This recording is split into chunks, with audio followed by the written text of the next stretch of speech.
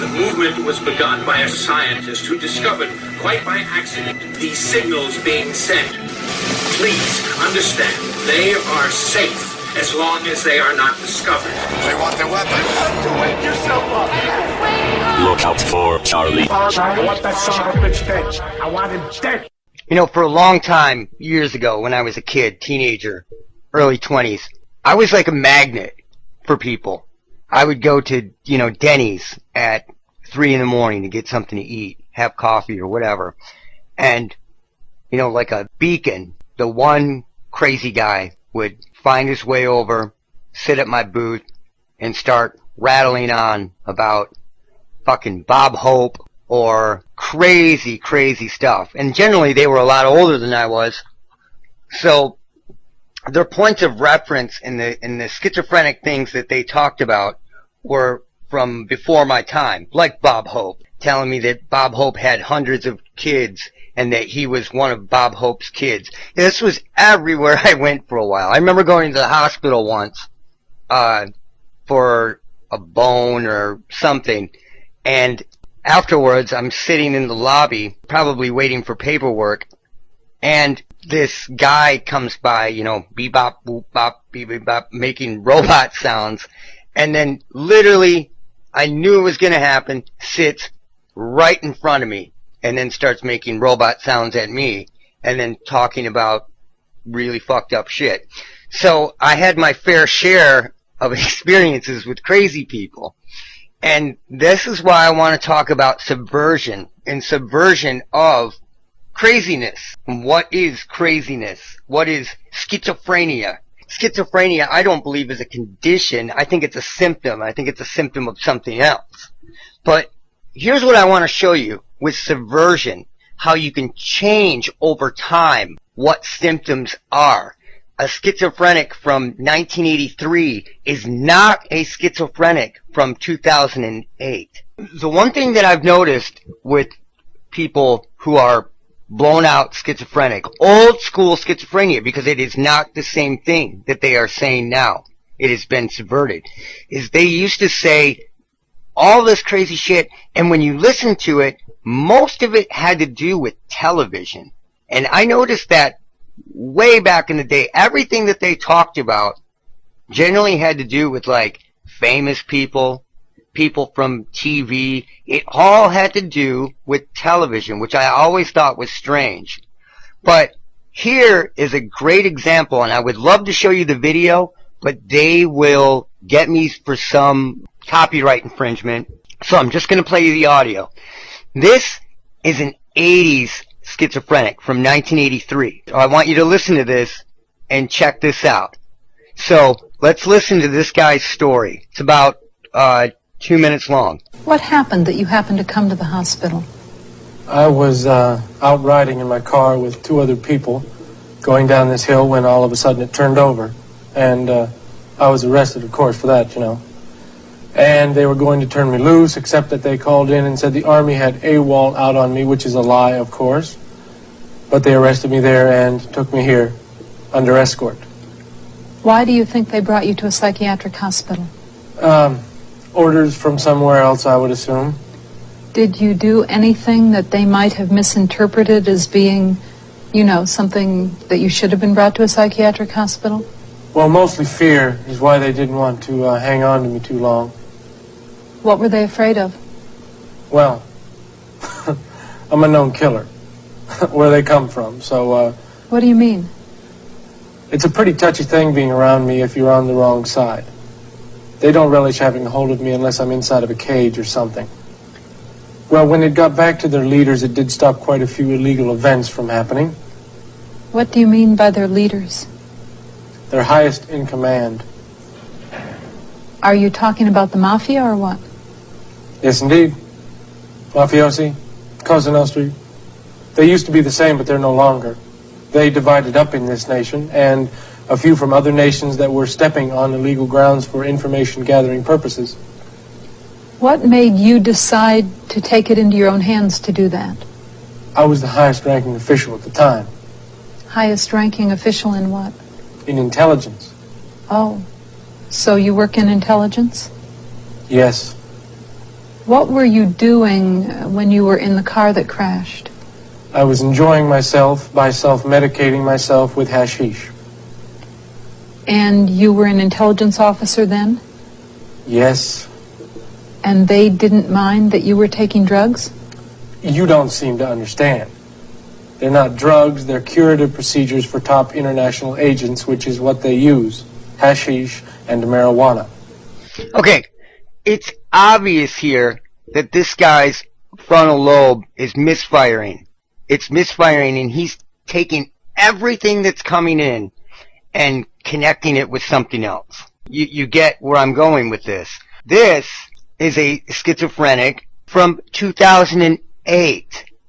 Now, let's listen to his symptoms. You don't need to hear the 80s schizophrenic symptoms. You do not need to hear them.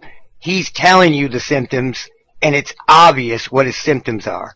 His frontal lobe is absolutely misfiring and just taking in stuff.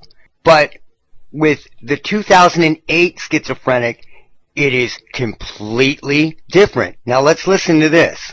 Me personally, I had no idea what was going on. It's not like I became angry at something or that something had really happened to me that was emotionally devastating. It was just like I lost touch with reality. I had been a normal kid, happy-go-lucky, my friends would poke. Now, before we go any further, pay attention to how he lost touch with reality. My friends would poke fun at me because I was always smiling and always making jokes and I was the most upbeat. And then in a matter of days, everything became sort of, it felt like the reality that I had known was distant. I was at that point hearing voices. Yes. Mainly in music. I don't know how to explain it, but the song lyrics would change, and they would say hateful things, racist things, homophobic things. Now, don't you find that strange? That this guy is totally articulate, he can totally get his point across, he isn't associating everything in the room with something else that has something to do with something else. He just started hearing things, and the radio began to say hateful and violent and racist things. This is mind-blowing, and this should be mind-blowing to people. Things. They would tell me to harm people, they would talk about harming people, and I really didn't know how to vocalize it because I think any rational person would be like, you're making this up. This isn't true, Andrew. It's sort of like the boy who cried wolf. So I figured I wouldn't cry because no one was going to come for me. At that point, it was determined that Andrew had psychosis, otherwise unspecified. And that was in June of 2008. Now, that would have made sense for them to misdiagnose him with some unspecified psychosis because he is totally rational, he is totally articulate, he isn't weaving a bunch of crap together like our 1983 guy, okay? But when these doctors have seen enough people who aren't really schizophrenic but are hearing voices from the radio or from somewhere else, it begins to subvert what a schizophrenic is. June of 2008, and he was in the hospital for about 5 days. Then he came home and he was better after receiving some medication, and he was seen by a psychiatrist for several months. And then he went off his medication after about 6 months, and about 3 months later, without any other form of treatment, no more visits to the psychiatrist, no more talk therapy, he had his second psychotic break. So when he quits doing everything, it sounds to me like somebody decided that they were going to hit him again with this stuff. he had his second psychotic break. So eventually, Andrew, did they tell you what you had, what you were suffering from? Yeah, my family and I met with a psychiatrist at UCSF, and after one meeting, probably 30-minute meeting, he decided that I had schizophrenia.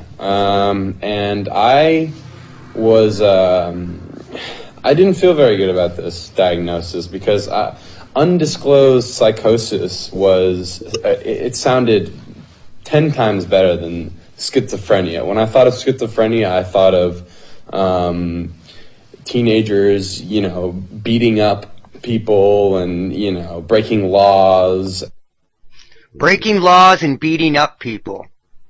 This guy is not schizophrenic at all, but the symptoms of what a schizophrenic is have been subverted. If you believe that kid, that guy from 2008, that was just having a rational, completely coherent conversation is schizophrenic, you are fucking schizophrenic yourself, and you're suffering from mass psychosis. Let's listen to a guy who refers to himself as a TI, and him talking about the symptoms in the contractor industry, meaning people with security clearances that worked for government agencies and installations that suddenly have very, very real life-changing symptoms going on. They used to work in the contractor community, and they're now they're V2K, and they're afraid to talk about it. I don't mind talking about it now because... For those of you that you don't know, V2K is short for voice to skull, which is just human body communication. I think some of these scripts are being used on certain sets of people who, quite frankly, are morally upright, are very patriotic of their country, but they don't like corruption. Yeah. So, for me, the intelligence would be the following sentences. You're a spy. You're a Russian spy, which is... Okay, so this is what they are saying to this guy, the V2K. And he is not schizophrenic. He is ex-military with security clearance. And what are they saying to him? You're a spy. You're a Russian spy, which is ridiculous, but you're a Russian spy. You hate Israel. I think that's an interesting one. That is a very, very, very, very interesting one. You hate Israel. Now, I know many, many, many people. I read hundreds of emails. I've read thousands of emails over the years, and story after story after story. And so many people are called Nazis, are called Israel haters. You hate Israel.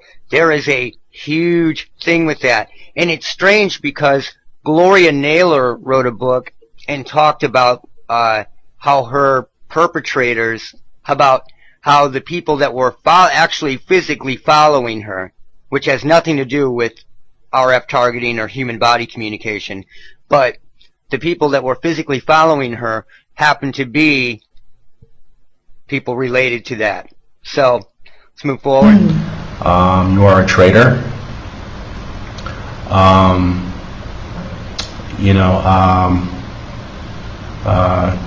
Someone needs to kill you and take you out. Or sometimes they'll say in the third person, someone needs to take this person out. I think a lot of people who are experiencing V2K, by the way, are threatened regularly with their lives about each day they're going to be dead. Yeah. Or they're going to die in their sleep. Yeah, they do this, and they do that to keep your stress levels up. It's just like the tactics that they use at Guantanamo Bay. So this guy with the security clearance, he gets called all these names, which is the script. And I'm telling you 100%, that script and what that guy said was said to him is used all the time. And I'm telling you 100% that is real. Totally real. Now, you've got all these kids out there. If you tell some teenage kid he's a Russian spy or whatever, it doesn't make any sense.